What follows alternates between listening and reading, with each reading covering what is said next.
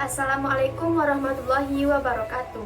Perkenalkan, nama saya Seli Ilusra Putri dari kelas 11 MIPA 1 SMA Negeri 1 Pulau Punjong. Baiklah, pada kesempatan kali ini saya akan menjelaskan tentang agresi militer Belanda II, khususnya perjanjian Rembrandt. Yang pertama, sejarah perjanjian Rembrandt.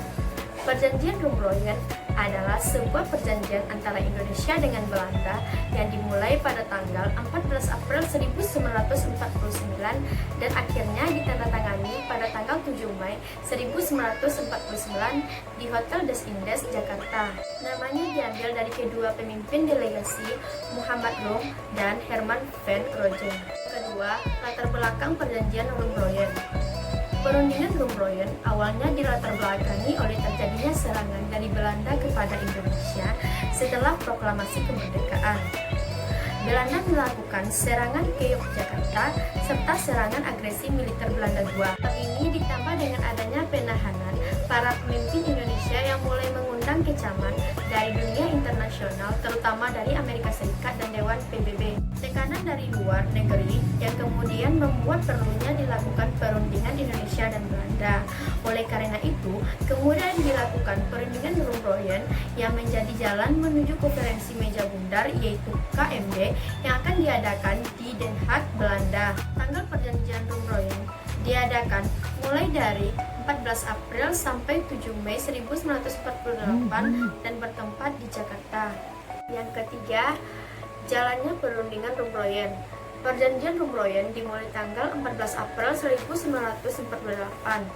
Dalam perjanjian Rembrandt, pihak Indonesia diwakili oleh Muhammad Rom, beberapa anggota seperti Ali Sastro Amijoyo, Dr. Lemena, Insinyur Juanda, Profesor Supomo, Dr. Latuharhari. Sedangkan pihak Belanda diwakili oleh Dr. Herman van Rompuy dengan anggotanya seperti Blom, Jacob, Dr. Van, Dr. Gede, Dr. Koch, Van Hoogstraat dan Dr. Giben. Sementara pihak pendengar adalah UNCI, United Nations Commission for Indonesia, yang diketuai oleh Marlene Cochrane dari Amerika Serikat. Kemudian, perundingan Indonesia diperkuat dengan hadirnya Dr. Muhammad Hatta dan Sri Sultan Hamengkubuwono IX. Perundingan baru selesai pada tanggal 7 Mei 1949 di Hotel Des Indes, Jakarta.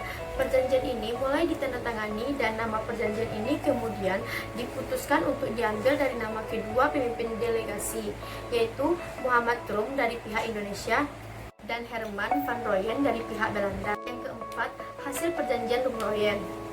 Hasil perundingan Rembrandt antara lain, yang pertama, Angkatan Bersenjata Republik Indonesia harus menghentikan semua aktivitas gerilya. Yang kedua, pemerintah Republik Indonesia akan menghadiri konferensi meja bundar. Ketiga, kembalinya pemerintah Republik Indonesia ke kota Yogyakarta. Yang keempat, Angkatan Bersenjata Belanda akan menghentikan semua operasi militer dan membebaskan semua tahanan perang dan politik.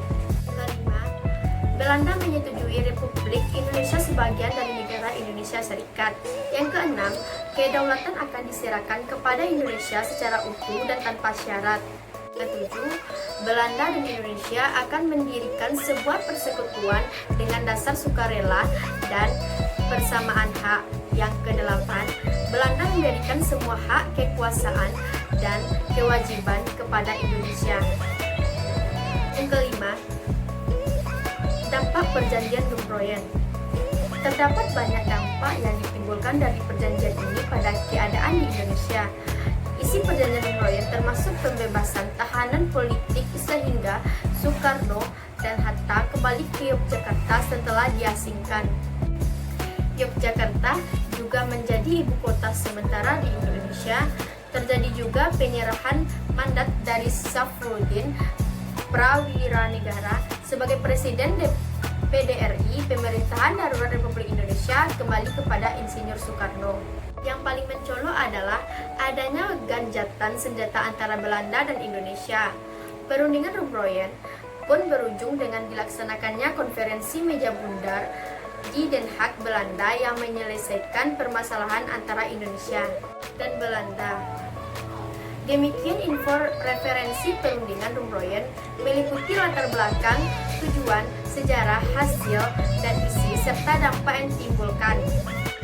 Peristiwa ini pun menjadi salah satu peristiwa bersejarah dalam kelangsungan Republik Indonesia yang terjadi setelah era kemerdekaan. Nah, sampai situ bisa saya sampaikan tentang perjanjian Rumroyen. Saya akhiri dengan Assalamualaikum warahmatullahi wabarakatuh.